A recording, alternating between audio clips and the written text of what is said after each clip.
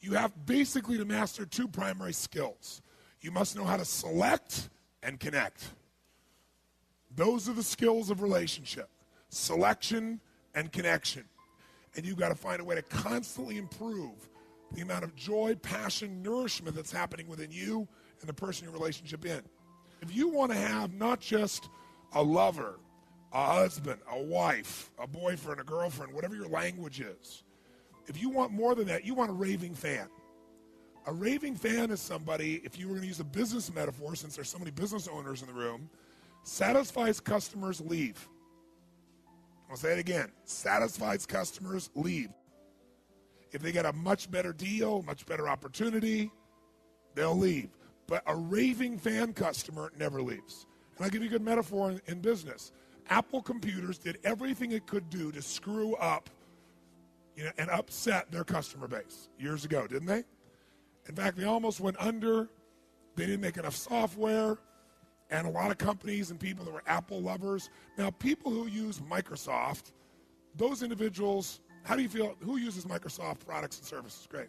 And give me an emotional sound for how you feel about that company. Who here uses Apple products and services? And I didn't even have to ask them to make a sound. Did you notice that? Make the sound, Apple products. How do you feel about Apple as a company?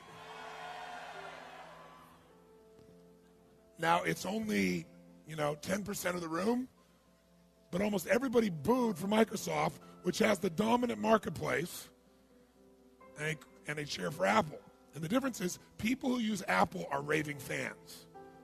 Your goal in a relationship, above all else, is you want to make sure that you make this person who's in your life your raving fan. And there's only one way to do that. Worship them, not just love them. You got to worship them. If you want to have something that's extraordinary, because that person who is worshipped is not going to leave in a million years. And what makes them know they're worshipped is the following. You got to know, what do you really what? Because everyone is different. We all want love. We want the same needs. We got to know what we want.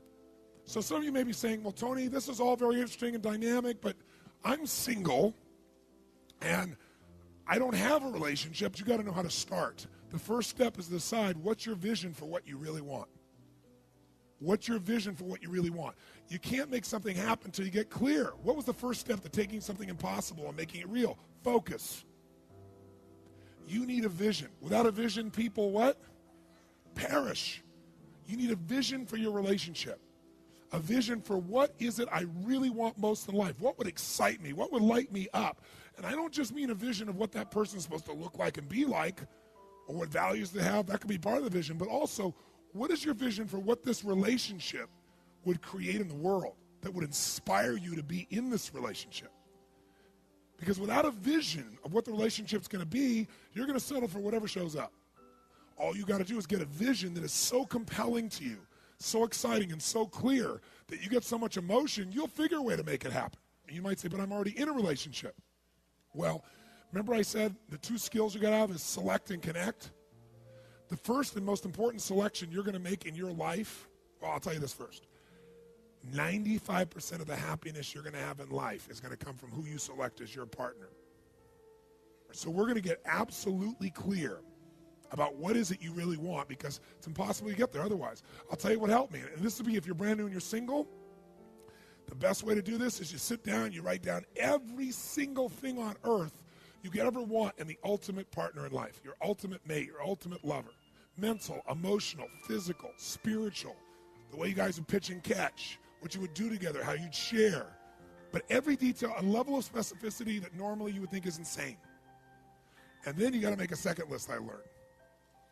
And I did this years ago. I made this list, and I read it. It was pretty cool. And then I got in a relationship, and in that relationship, I kind of let it grow because of what most people get in relationship with. I didn't select consciously.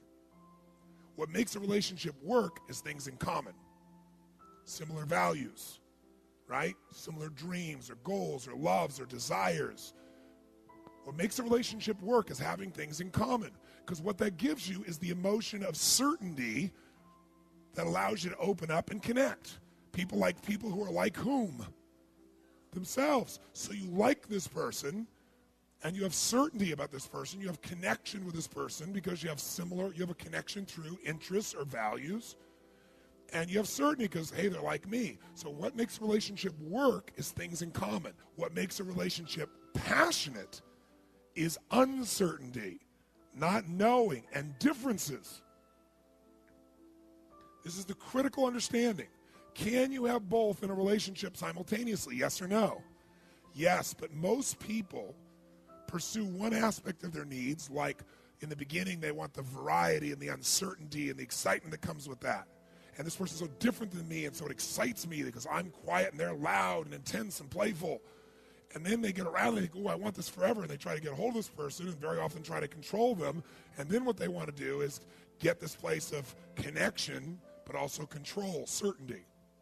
And they try to make their spouse, their boyfriend, their girlfriend, their husband, their wife like them. All their being loud before was exciting. Now it's loud. That they were doing in the very beginning. But now you're irritated by it.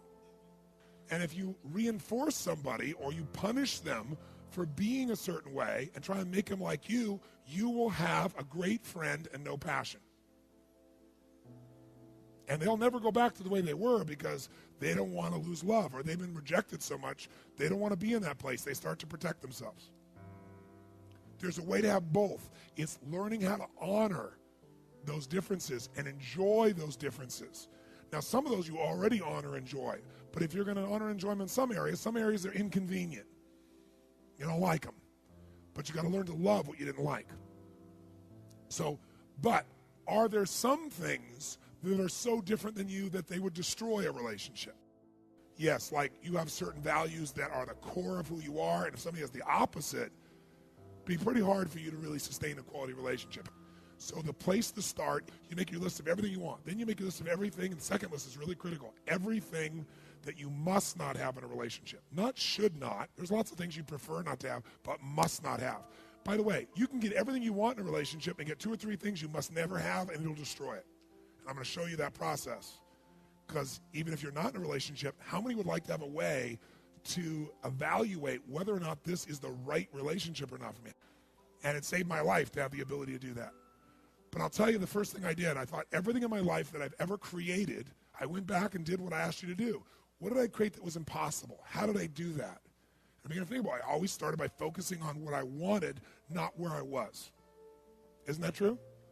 Only focus on what you want to create. So I said, okay, what am I committed as a soul to have in a relationship with a woman? What do I want in that relationship? And then what can I not have? I made these lists, and I wrote it for about 9 or 10 pages. Maybe by the time I was done with a mix-up list, I might have put 12. But I'm talking about details, ridiculous details. And then, interestingly, as I read that, I knew what I had to do because I could look at that list, and I did one more thing. I wrote what I must have in a relationship, mental, emotional, physical, spiritual, everything. What I must not have in a relationship with a woman. And then my third one was, what kind of man would I have to be to attract that quality of woman? Instead of saying, how come I don't have this person? Because if you focus on the outside, it'll always be screwed up because you'll always blame somebody else. So I went, okay, clarity first. What do I need? What am I committed to? What do I want? And clarity, what must I be for that type of person to be in my life? How many follow these steps?